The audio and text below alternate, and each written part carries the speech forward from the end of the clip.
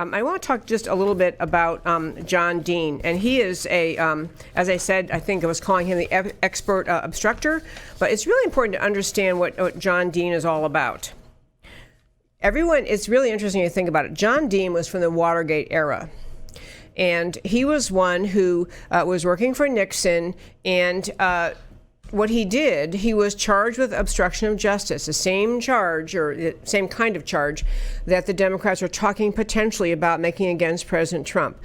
John Dean was involved in helping Nixon hide a real crime that happened. I mean, I guess it's never been proven, or I think most people think Nixon didn't even know about the break-in before. He wasn't part of planning it, but whatever, the people did it on his behalf, or the Republican Party did it. But then the cover-up was, hiding it in a variety of ways, hiding that break-in and the connections of the people who broke in to the Nixon campaign, and that was the cover-up, trying to hide, erasing a certain amount of time of tape recording of conversations in the Oval Office, trying to cover up the connection between Nixon and the break-in. So Watergate, and it boils down to, it was about a political campaign spying on another political campaign, which I'm going to guess, even though I have never engaged in this or known anyone who did, I'm going to guess this is about as common as, I don't even know what to say, as sunshine in the summer. I think these spying things happen, but that was Watergate. John Dean was charged, and he pled guilty to obstruction of justice. He then turned on Nixon and his fellow defendants and became an informer. He turned and essentially state's evidence, turned to help the prosecutors get Nixon and other people involved in this cover-up, this obstruction of justice. And so John Dean, actually, to be precise, he keeps saying in testimony, I never went to prison. John Dean did sit in jail, and he did plead guilty. What happened was, in exchange for his cooperation with the prosecutors, he was sentenced to time served. So in some technical way, he didn't go to prison. And he keeps saying that. But he was intimately involved with obstruction. So the Democrats, because they're trying to keep America, they're doing that to America. Hey, shiny object, we can still get President Trump here. We can still impeach him. Look at this, we got obstruction.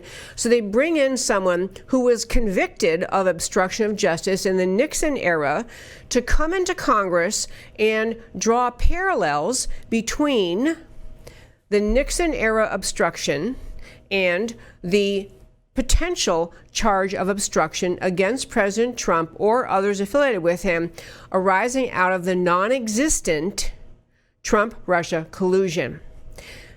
All the Democrats really pulled yesterday in Congress was a political stunt, a public relations stunt. There was no legal relevance to anything John Dean said.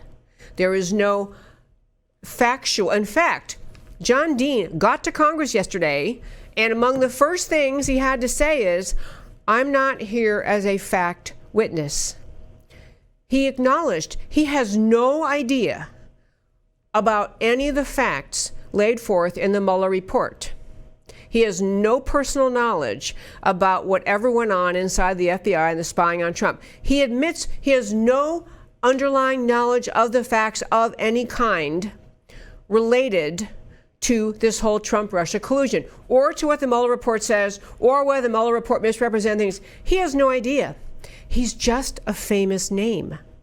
He was someone the Democrats could use when they're trying to plant the seed in the minds of ignorant Americans to cause them to make a connection in their thinking and go, well, now the Democrats are talking about impeaching Trump over obstruction, and now they got John Dean and he pled guilty to obstruction. See, it's somehow all connected. This is just outrageous staging, political stunt, public relations stunt, foolishness. But we had John Dean show up. He gives a testimony. He says, I'm not a fact witness. He's just there to try to draw parallels. He's a guy who turned on Nixon as to save his own skin, because he was involved with the Nixon people actually obstructing justice. And he's kind of kept a low profile since then.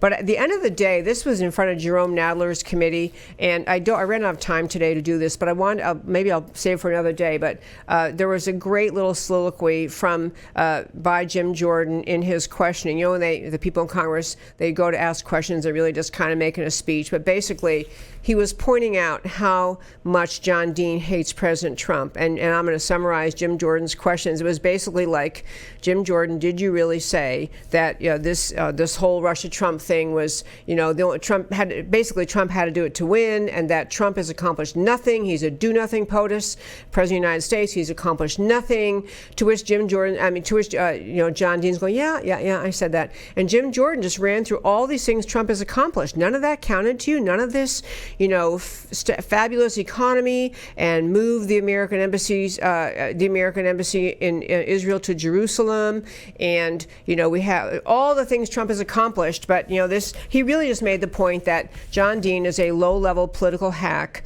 who had no idea of any kind what happened inside the Mueller investigation. And I'm going to summarize this ending and turn to our last little segment today by saying this was just a painful, embarrassing, if for anyone actually paying attention, embarrassing episode for the Democrats in Washington, trooping through John Dean, whose basic fame in life is he obstructed justice, and he got caught, and he had to plead guilty, and he's a felon, and I think he lost his law license. I'm going to guess he lost his law license over that. So that was the best the Democrats could do, because they have all they can do, folks. Keep this in mind. All the Democrats can do is keep talking obstruction, impeachment, obstruction, impeachment. That's all they can do, because the last thing they want is the American people paying attention to what the real story is, which is what's going to be, we're going to all find out through Attorney General Barr